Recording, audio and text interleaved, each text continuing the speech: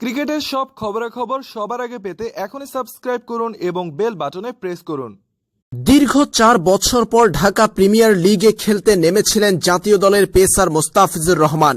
আসন্ন বিশ্বকাপকে সামনে রেখে বেছে বেছে ম্যাচ খেলছেন তিনি। বিশ্বকাপের আগে যেন ইনজুরিতে না পড়েন সেই সতর্কতা বজায় রাখতে বাংলাদেশ ক্রিকেট বোর্ড তাকে ছাড়পত্র দেয়নি আইপিএল খেলতে।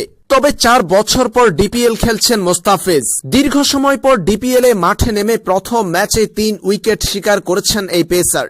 কিন্তু হঠাৎ আসলো বড় ধরনের দুঃসংবাদ। কোনো ম্যাচে নয়, ডিপিএল এর অনুশীলন করতে গিয়ে পায়ে চোট পেয়েছেন টাইগার এই পেসার। ইনজুরির ভয়ে আইপিএল না খেললেও ডিপিএল এ ঠিকই ইনজুরিতে পড়লেন তিনি। পায়ের এই ইনজুরির কারণে কমপক্ষে 2 সপ্তাহ মাঠের বাহিরে থাকতে হবে মোস্তাফিজুর রহমানকে।